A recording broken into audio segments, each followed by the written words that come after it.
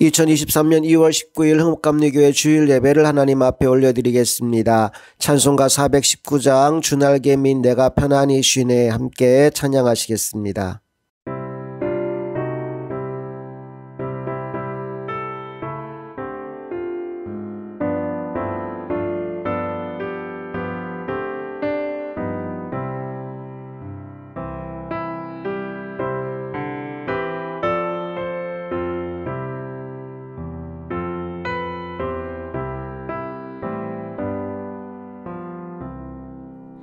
주 날개 밑 내가 편안히 쉬네. 밤 깊고 비바람 몰아쳐도 아버지께서 널 지켜주시니 거기서 편안히 쉬리로다. 주 날개 밑 그 사랑 끈을 짜니뇨. 주 날개 밑 내 쉬는 영혼 영원히 거기서 살리. 주 날개 밑 나의 피난처 되니 거기서 쉬기를 원하노라. 세상이 나를 위로치 못하나 거기서 평화를 누리리라. 주 날개 밑 평안하다. 그 사랑 끈을 짜니뇨. 주 날개 밑 내 쉬는 영혼 영원히 거기서 살리.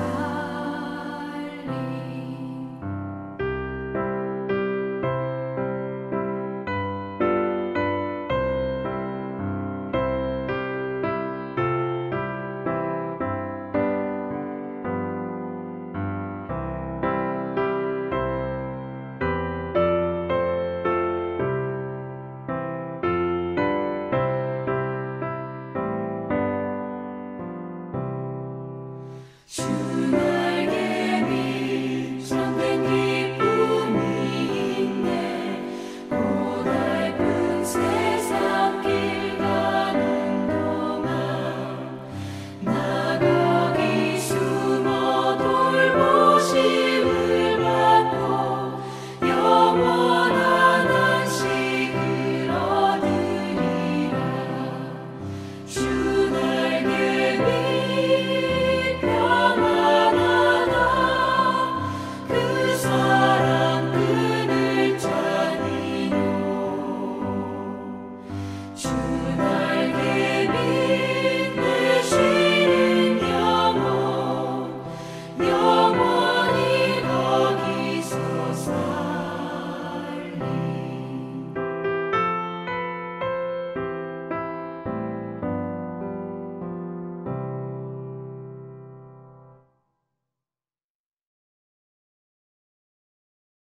찬송가 287장 예수 앞에 나오면 한 장 더 찬양합니다.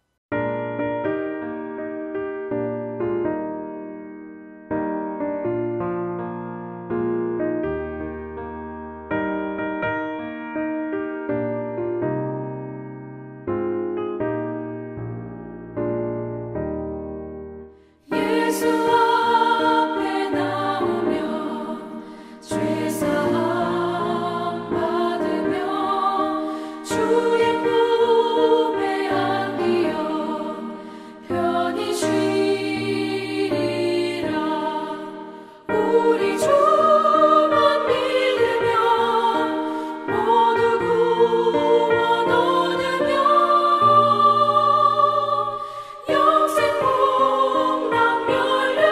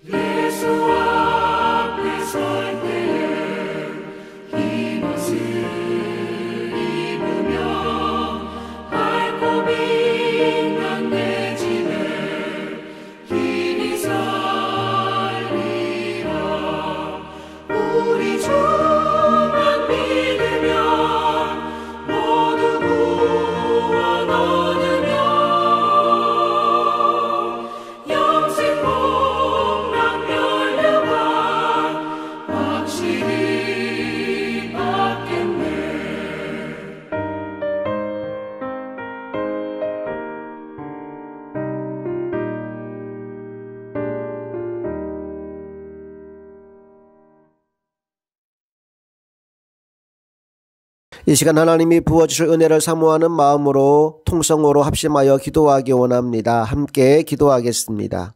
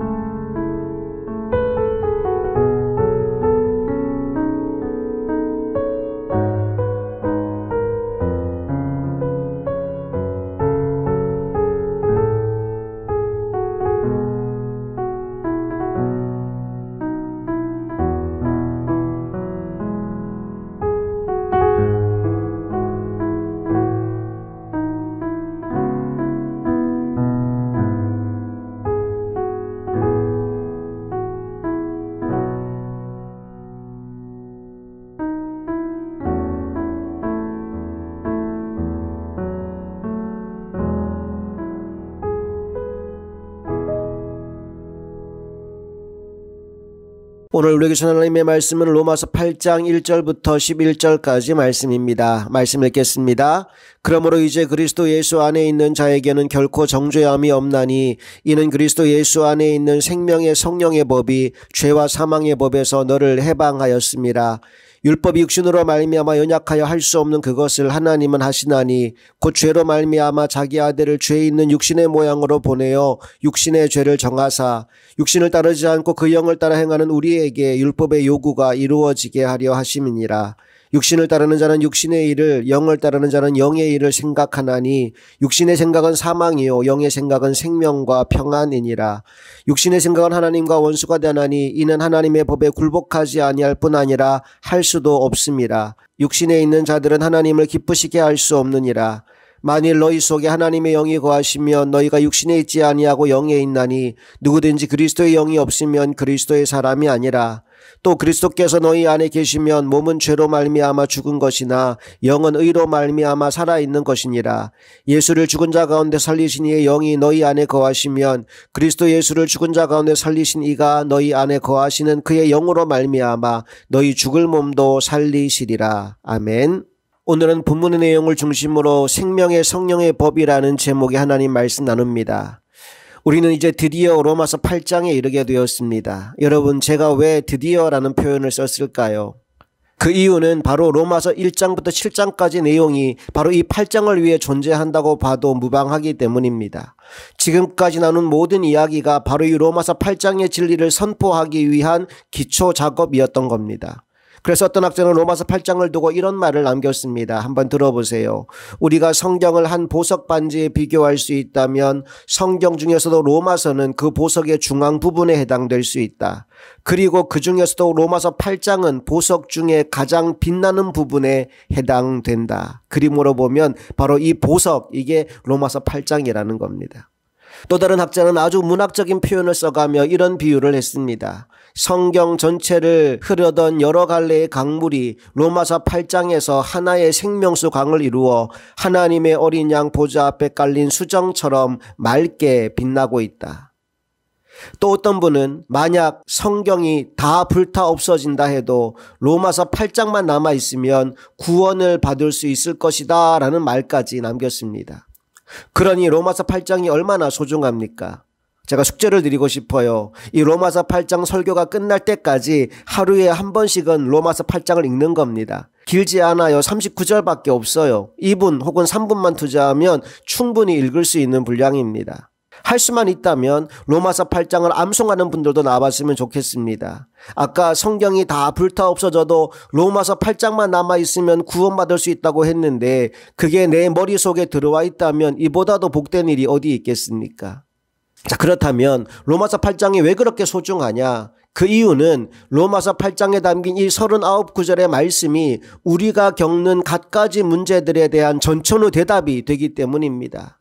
믿음이 흔들릴 때, 하나님의 사랑이 의심스러울 때, 마음의 정욕이 발동할 때, 성령의 은혜가 의심될 때, 고독을 느낄 때, 기도 응답이 오지 않을 때, 고통에 빠질 때, 소망이 흐려질 때 등등 어느 경우를 막론하고 이 말씀은 성령이 주시는 하나님의 응답이 됩니다. 그러하기에 이 말씀을 읽으면서 또 이 말씀을 암송하면서 말씀이 주는 충만한 은혜를 경험하는 한 주 한 주가 되실 수 있기를 간절히 소망합니다. 우리 이제 그 마음으로 1절과 2절 말씀을 다시 한번 읽어보겠습니다. 그러므로 이제 그리스도 예수 안에 있는 자에게는 결코 정죄함이 없나니 이는 그리스도 예수 안에 있는 생명의 성령의 법이 죄와 사망의 법에서 너를 해방하였습니다.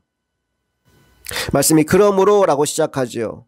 예, 지금까지 나눈 이야기의 결론이라는 말입니다. 자, 그렇다면 지금까지 나눈 이야기가 뭡니까?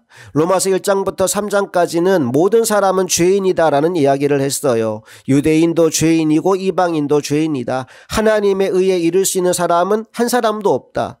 그런 우리들을 살리기 위해 예수께서 오셨고 십자가 못 박혀 죽으셨다. 그리고 그 예수를 믿음으로 우리가 구원에 이를 수 있다. 결국 우리는 행위가 아닌 믿음으로 의에 이른다. 이 얘기를 3장까지 했어요. 그리고 4장에서 진짜 그게 맞는가? 정말 행위가 아니라 믿음으로 구원받는 건가? 그걸 예를 들어 설명하는데 아브라함과 다윗의 이야기를 통하여 우리는 믿음으로 구원받는다는 것을 다시 한번 확증시켜 줍니다. 그리고 로마서 5장에 넘어가면 한 사람의 중요성 이야기를 하는데 아담 한 사람의 범죄로 말미암아 죄와 사망이 이 땅에 들어왔고 예수 한 사람의 순종으로 말미암아 구원과 생명의 길이 열리게 되었음을 우리에게 알려줍니다. 그리고 로마서 6장에 가보면 그렇게 아담을 통해 들어왔던 죄가 예수 안에서 해결되고 예수를 믿는 우리는 죄에 대하여 죽은 자가 되었음을 선포합니다. 특별히 중요한 세 가지 동사가 있어요. 알라, 여기라, 드리라라는 동사입니다.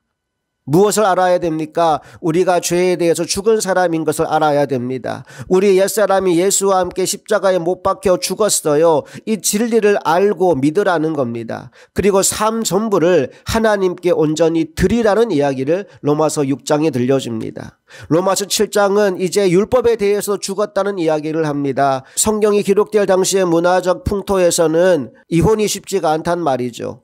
언제 남편의 권위에서 벗어나느냐? 남편이 죽을 때 그 부인이 자유를 얻습니다. 다른 남자한테 갈 수 있는 자유가 생기는 거예요. 이 비유를 가지고 율법과 우리의 관계를 설명합니다. 그런데 율법이 안 죽으니까 내가 죽는 거죠. 내가 죽음으로 말미암아 율법과 작별하고 새로운 신랑 되시는 예수와 혼인하는 것, 이게 믿음이라고 얘기합니다. 그렇게 될 때 주어지는 은혜와 복이 무엇이냐? 나의 힘으로는 절대로 율법과 죄를 이길 수 없지만 그리스도 예수 안에 바로 승리의 비결이 있는 것이다 라고 7장 마지막에 우리 주 예수 그리스도로 말미암아 하나님께 감사리로다 선포하면서 예수님 때문에 이길 수 있다는 이야기를 들려줍니다. 이 모든 이야기를 다 들려주고 나서 그러므로 이제 그리스도 예수 안에 있는 자에게는 결코 정죄함이 없나니 라고 선포하는 겁니다. 여러분은 지금 그리스도 예수 안에 있습니까? 그렇다면 어느 누구도 여러분을 정죄할 수 없습니다. 그 이유가 무엇인가요? 2절에 그 답이 나옵니다. 이는 그리스도 예수 안에 있는 생명의 성령의 법이 죄와 사망의 법에서 너를 해방하였음이니라. 예, 여러분 해방되었어요. 자, 그럼 여기 보면 법이라는 말이 나오죠. 생명의 성령의 법, 죄와 사망의 법. 그러니까 예수를 믿고 나서 적용받는 법이 달라지게 되었다는 겁니다. 손에 들고 있던 볼펜을 놓으면 떨어집니다. 왜 떨어질까요? 중력이라는 자연의 법에 지배를 받기 때문입니다. 그걸 만유인력의 법칙이라고 불러요. 모든 사물은 끌어당기는 힘에 의해서 떨어지게 되어 있다는 겁니다. 그런데 새는 떨어지지 않고 날아다녀요. 그 무거운 비행기도 떨어지지 않고 날아다녀요. 어떻게 그게 가능합니까? 중력의 힘을 넘어서는 또 다른 법이 거기에 적용되기 때문입니다. 율법은 우리가 죄인임을 알게 합니다. 그리고 그 죄로 말미암아 우리가 죽을 수밖에 없는 존재인 것도 알게 합니다. 그런데 그걸로 끝이에요. 죄를 알게 해주기는 하지만 그 죄의 문제를 해결할 능력은 없어요. 그래서 율법은 죄와 사망의 법입니다. 그런데 그리스도 예수 안에서 새로운 법이 적용됩니다. 그 법의 이름은 생명의 성령의 법이지요. 예수를 믿는 모든 사람에게 성령이 임하시고 성령이 그의 삶을 이끌어 가심으로 말미암아 사망이 아닌 영원한 생명과 기쁨을 누리는 놀라운 새 삶이 시작된다는 겁니다.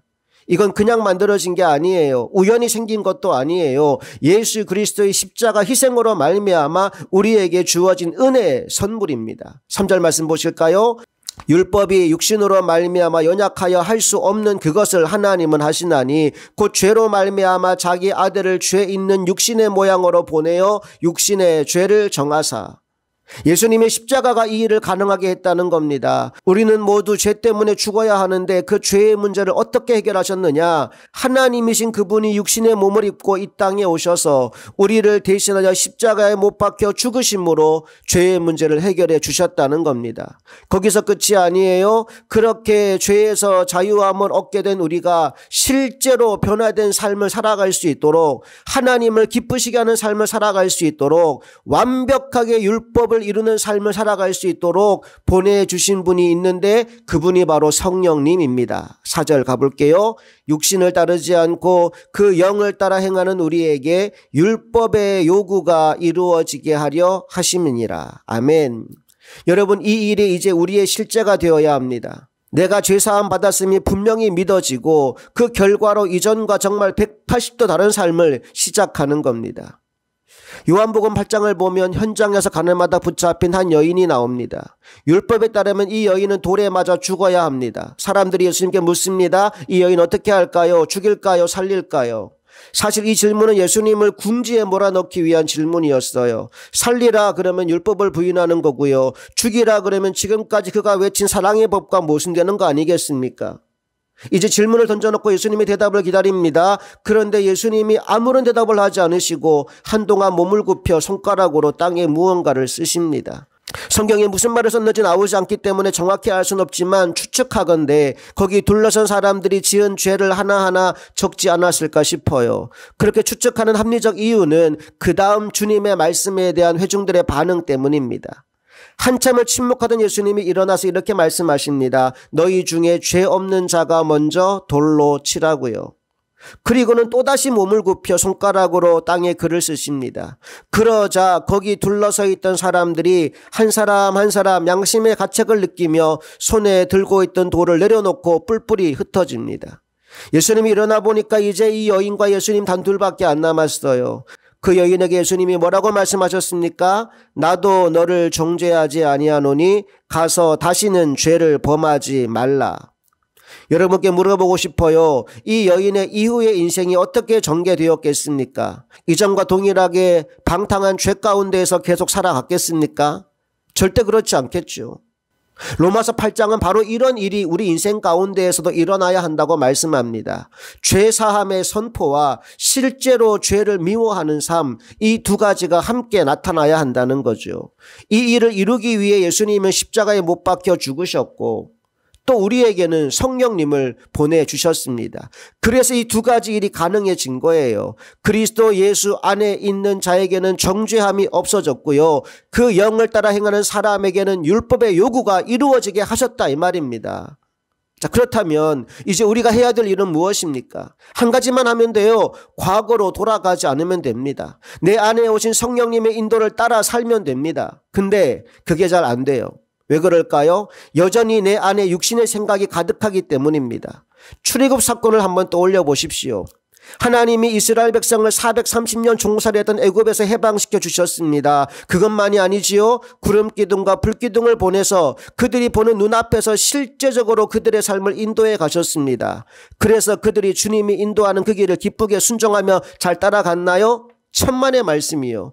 끊임없이 불평하고 원망하고 불만 터뜨리고 반역하고 심지어 애굽으로 돌아갈 국리까지 합니다. 그 결과로 일주일이면 갈 수 있는 가나안 땅을 무려 40년이나 걸려서 들어가게 됩니다. 오늘 우리 가운데에는 이런 어리석은 사람이 한 사람도 없기를 바랍니다. 하나님은 예수 그리스도 십자가 은혜로 우리를 죄와 사망의 법에서 해방시켜 주셨습니다. 그것만이 아니라 그랬어요. 성령님을 보내셔서 우리의 삶을 실제적으로 오늘도 인도해 가고 계십니다. 그런데 여전히 많은 성도들이 여전히 육신의 생각에 사로잡혀가고 있다고 오늘 본문 5절 이하에서 말씀하고 있어요. 우리 5절부터 8절까지 말씀을 읽어봅니다. 육신을 따르는 자는 육신의 일을, 영을 따르는 자는 영의 일을 생각하나니 육신의 생각은 사망이요 영의 생각은 생명과 평안이니라. 육신의 생각은 하나님과 원수가 되나니 이는 하나님의 법에 굴복하지 아니할 뿐 아니라 할 수도 없습니다. 육신에 있는 자들은 하나님을 기쁘시게 할 수 없느니라. 예, 육신의 생각은 하나님과 원수가 됩니다. 하나님께 순종하지 않으니까 원수가 될 수밖에 없어요. 그런 사람은 매사가 자기 중심적이요 세상 지향적입니다. 항상 땅의 것만 생각하는 버릇이 있다 이 얘기입니다. 교회를 다니면서도 아직 영적인 은혜를 체험하지 못한 사람들은 아마 이 테두리를 벗어나지 못할 겁니다. 여러분은 요즘 매일 어떤 생각을 하며 살아가십니까? 혹시 그 생각의 초점이 나 자신 혹은 이 세상에만 집중되어 있지는 않습니까? 만일 그렇다면 이건 보통 심각한 문제가 아닙니다. 육신의 생각은 하나님과 원수가 되기 때문입니다. 이제 우리는 예수를 믿고 성령의 사람이 되었습니다. 그리고 성령의 사람은 육신을 쫓는 생각을 하지 않습니다. 성령은 우리 안에서 사고의 혁명을 일으킵니다. 그 혁명이 어떤 것인지 알고 싶다면 7절 8절 말씀을 거꾸로 읽으면 됩니다. 아까 7절에 뭐라고 나왔어요? 육신의 생각은 하나님과 원수가 되나니 이는 하나님의 법에 굴복하지 아니할 뿐 아니라 할 수도 없습니다. 거꾸로 읽어볼게요. 성령의 생각은 하나님의 생각과 일치가 되나니 이는 하나님의 법에 굴복하기 때문이라. 아멘. 또 8절로 가봅시다. 말씀 이렇게 돼 있었어요. 육신에 있는 자들은 하나님을 기쁘시게 할 수 없느니라. 거꾸로 읽어봅니다. 성령에 있는 자들은 하나님을 기쁘시게 할 수 있느니라. 아멘, 아멘. 여러분, 성령님은요, 우리가 하나님의 마음에 일치하려는 생각만 하도록 만드십니다. 어떻게 하면 하나님을 기쁘시게 할까? 어떻게 하면 하나님의 뜻에 순종하며 살 수 있을까? 이런 생각만 하게 만드십니다.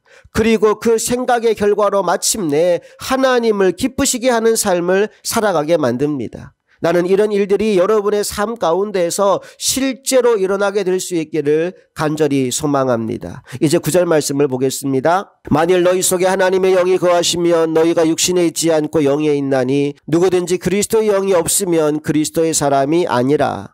누가 그리스도의 사람입니까? 하나님의 영, 그리스도의 영, 성령이 그 안에 있는 사람입니다. 교회에 나온다고 세례 받았다고 자동적으로 그리스도인 되는 게 아닙니다. 영접하는 자, 그래서 그 마음속에 예수 그리스도를 모시고 사는 자가 바로 그리스도인인 거예요. 그 사람은 결코 죽지 않습니다. 결코 망하지 않습니다. 10절 11절 볼까요? 또 그리스도께서 너희 안에 계시면 몸은 죄로 말미암아 죽은 것이나 영은 의로 말미암아 살아있는 것이니라. 예수를 죽은 자 가운데서 살리신 이의 영이 너희 안에 거하시면 그리스도 예수를 죽은 자 가운데서 살리신 이가 너희 안에 거하시는 그의 영으로 말미암아 너희 죽을 몸도 살리시리라. 나는 이 복을 여러분 모두가 실제로 누리며 살아갈 수 있기를 간절히 축복합니다. 이제 말씀의 결론을 맺습니다. 사람이 혼자 할 수 없는 게 두 가지 있다고 합니다. 그중 하나가 결혼하는 거고요. 또 하나가 크리스찬이 되는 겁니다. 결혼이야 당연히 배우자가 있어야 하는 거지요. 근데 크리스찬이 되는 것도 혼자 할 수 있는 게 아닙니다. 누구와 같이 하는 삶입니까? 전도한 사람이요? 물론 필요하죠. 함께 신앙생활하는 형제 자매요? 예, 그들도 필요합니다. 그런데 정답은 아니에요. 정답이 뭐냐? 크리스찬이 된다는 것은 그리스도 예수와 함께하는 삶을 말하는 거예요. 어떻게 해요? 어떻게 함께합니까? 예수님께서 내 안에 오셔야 크리스찬인 겁니다. 성령님께서, 예수님이 약속하신 성령님께서 내 안에 계셔야 크리스찬인 겁니다. 그리고 그분이 인도하는 길을 믿음으로 따라갈 때 우리는 하나님을 기쁘시게 하는 사람이 될 수 있는 거예요. 그러므로 여러분 날마다 점검해 보십시오. 오늘 내 안에 예수 그리스도가 진짜 계시는지, 그리고 내가 지금 그분의 인도를 따라서 살아가고 있는지, 정말로 내 안에서 생명의 성령의 법이 제대로 작동하고 있는지, 이 모든 질문에 올 예스로 응답할 수 있는 여러분이 되어서 로마서 8장의 복을 온전히 누리며 살아가실 수 있기를 주님 이름으로 축복합니다. 함께 찬송가 421장 내가 예수 믿고서 찬양하시겠습니다.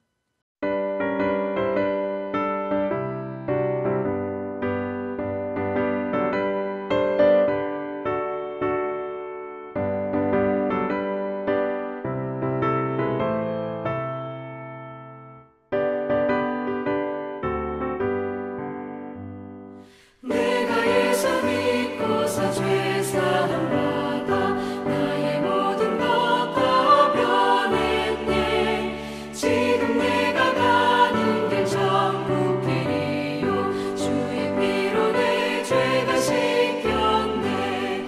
나의 모든 것 변하고 그 피로 구속받았네. 하나님은 나의 구원 되시오니 내게 정죄함 없겠네. 주님 맑은 빛 되사 어둠을 지니 나의 모든 것 다 변했네. 지금 내가 주 앞에 온전케 됨은 주의 공로를 의지함일세. 나의 모든 것 변하고 그 피로 구속받았네. 하나님은 나의 구원 되시오니 내게 정죄함 없겠네.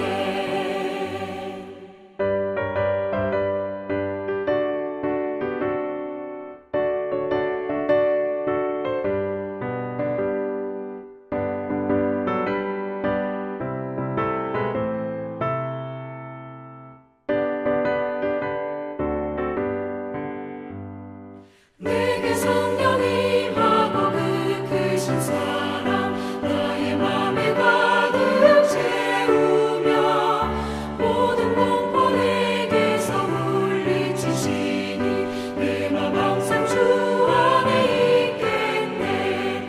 나의 모든 것 변하고 그 피로 구속받았네. 하나님은 나의 구원 되시오니 내게 정죄함 없겠네.